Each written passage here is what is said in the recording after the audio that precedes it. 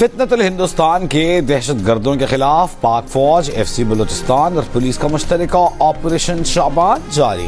Security ذرائع کے مطابق سیکیورٹی فورسز کی کارروائیوں میں 4 دہشت گرد ہلاک۔ آپریشن شعبان میں ہلاک دہشت گردوں کی مجموعی تعداد 83 ہو گئی۔ 5 جولائی سے اب تک مجموعی طور پر 121 خارجی دہشت گرد ہلاک ہوئے۔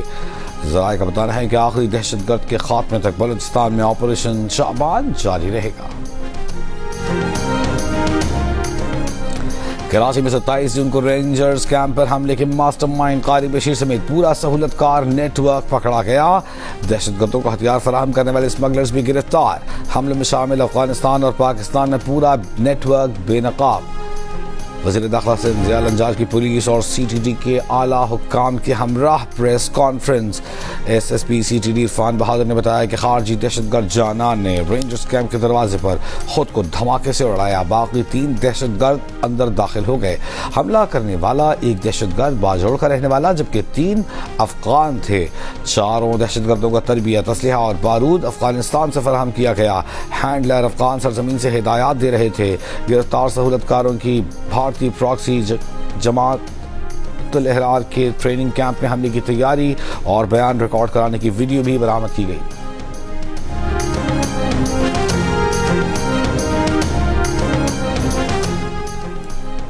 سیاسی جماعتیں سانحہ زیارت کو سیاست کی نظر نہ کریں۔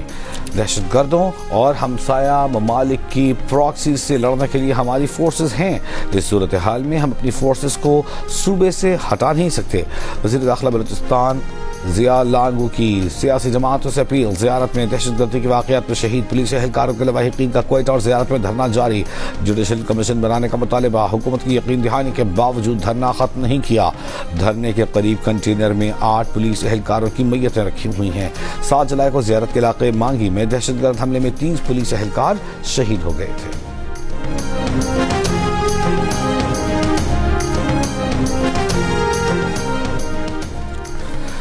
امریکہ کے مسلسل تیسری رات ایران پر حملے۔ ایران کا جوابی وار۔ آبنائے ہرمز میں 2 آئل ٹینکرز کو بھی نشانہ بنایا۔ پاسداران انقلاب کا کہنا ہے کہ امریکی حملوں کے خلاف جوابی حملے جاری ہیں۔ بحرین میں امریکی بحری اڈے پر پیٹریوٹ فضائی کنٹرول ریڈار، ڈرون کشتیوں کے کنٹرول اور مانیٹرنگ سینٹر کو نشانہ بنانے کا دعویٰ۔ جفیر اڈے پر ہتھیاروں کے گوداموں، سیٹلائٹ مواصلاتی مراکز اور امریکی فوجیوں کی رہائشی عمارات کو ہدف قرار دیا۔ اس سے پہلے بیان میں پاسداران نے کہا تھا کہ آبنائے ہرمز میں خلاف ورزی کرنے والے 2 ٹینکرز کو نشانہ بنا کر ناکارہ بنا دیا۔ نیویگیشن سسٹم بند کر کے بارودی سرنگوں والے راستے سے گزرنے کی کوشش کی تھی۔ اردن کا کہنا ہے کہ فضائی حدود میں داخل ہونے والے 4 میزائل تباہ کر دیے۔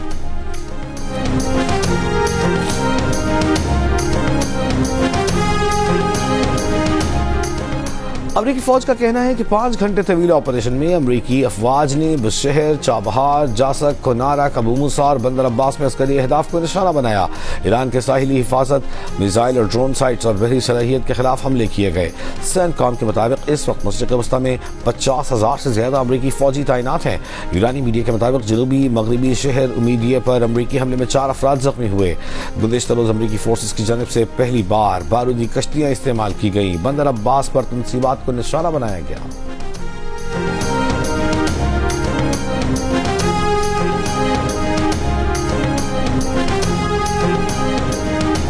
متحدہ عرب امارات کی وزارت دفاع کا کہنا ہے کہ آبنائے ہرمز میں 2 ایرانی کروز میزائلوں سے اس کے 2 ٹینکر جہازوں پر حملہ ہوا ہے۔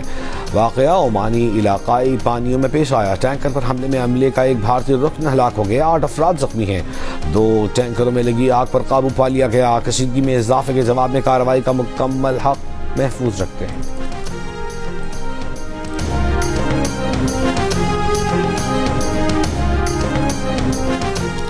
گندم اور آٹے کی قیمت بڑھنے سے روٹی اور نان کی قیمت میں اضافہ۔ لاہور میں تنور مالکان کا سرکاری ریٹ کی پرواہ نہ کرتے ہوئے روٹی 16 کی بجائے 25 روپے، نان 30 روپے کے بجائے 35 روپے میں فروخت کرنے کا اعلان۔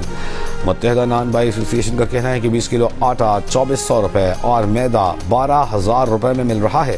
اگر روکا گیا تو احتجاجاً تندور بند کر دیں گے۔ ڈی جی فوڈ پنجاب کا کہنا ہے کہ فلاور ملز کو 40 کلو گرام گندم 3800 روپے میں فراہم کی جا رہی ہے۔ وقت کے ساتھ ساتھ گندم کے نرخ میں کمی لائی جائے گی۔ مصنوعی قلت پیدا کرنے والوں کے خلاف کارروائی ہوگی۔ کراچی میں 125 روپے فی کلو چکی کا آٹا 160 سے 170 روپے کلو میں فروخت ہو رہا ہے۔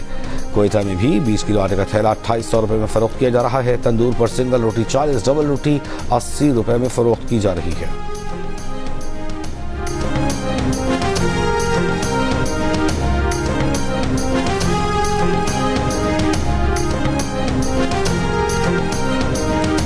پاکستان اور بنگلہ دیش کا خواتین کو بااختیار بنانے کے لیے تعاون بڑھانے کے عزم کا اظہار۔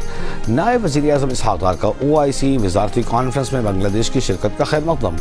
بنگلہ دیش کے وزیر برائے خواتین، اطفال اور سماجی بہبود کی ملاقات۔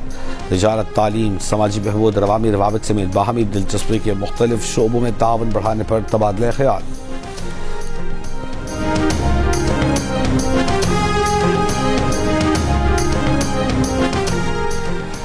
کسٹم سے کلیئرڈ 21 کنٹینرز طورخم کے راستے افغانستان میں داخل ہو گئے۔ کسٹم حکام کے مطابق اقوام متحدہ کے کنٹینرز میں خوراک کی اشیاء شامل ہیں۔ کنٹینرز گزشتہ روز طورخم سرحد پہنچائے گئے تھے۔ امدادی اشیاء کے 1000 کنٹینرز ایک ہفتے میں مرحلہ وار افغانستان بھیجوائے جائیں گے۔ کراچی میں ڈکیتی کے دوران قتل کر دیے جانے والے ڈاکٹر آکاش کے قاتل کی تحقیقات۔ پولیس نے 2 مشتبہ افراد کو حراست میں لے لیا۔ پولیس ذرائع کے مطابق دونوں افراد کی ڈکیتی اور سہولت کاری میں ملوث ہونے کا شبہ۔ گزشتہ روز 3 تلوار پر ڈاکوؤں نے بینک سے رقم نکلوانے والے ڈاکٹر آکاش پر فائرنگ کر کے انہیں قتل کر دیا تھا۔ واقعے کی ویڈیو بھی سامنے آئی تھی۔ 28 سالہ ڈاکٹر آکاش 2 سال سے جناح اسپتال میں ڈیوٹی دے رہے تھے۔ پاکستان میڈیکل ایسوسی ایشن کا ڈاکٹر آکاش کے قاتلوں کی فوری گرفتاری کا مطالبہ۔ میئر کراچی مرتضی وہاب کی ورثاء کو انصاف کی فراہمی کی یقین دہانی۔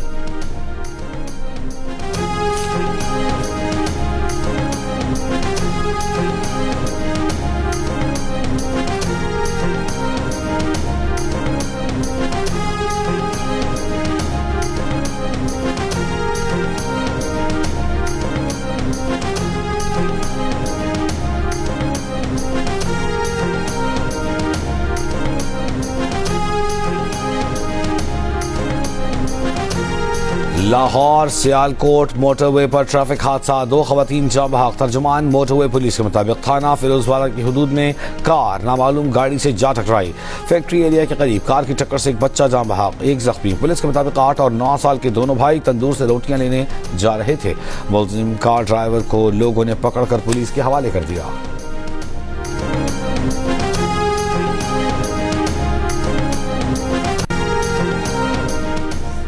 انڈونیشیا مشرق بعید میں پاکستان کا اہم تجارتی پارٹنر ہے۔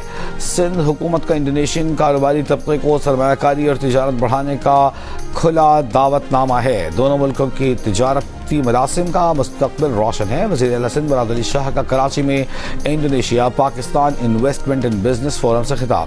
کہا حکومت ماحول دے سکتی ہے، نجی شعبہ اسے آگے لے کر جا سکتا ہے۔ سندھ حکومت کا عزم سندھ کو سرمایہ کاری کا ہب بنانا ہے۔ پاکستان چاول، فارما، میڈیکل مصنوعات برآمد کر سکتا ہے۔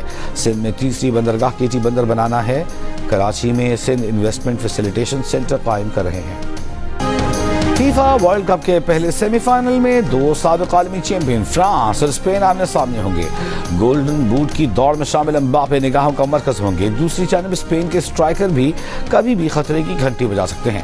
پہلا سیمی فائنل آج پاکستانی وقت کے مطابق رات 12 بجے شروع ہوگا۔ ورلڈ کپ کے دوسرے سیمی فائنل میں ارجنٹینا اور انگلینڈ کی ٹیمیں بدھ کی رات 12 بجے مد مقابل ہوں گی۔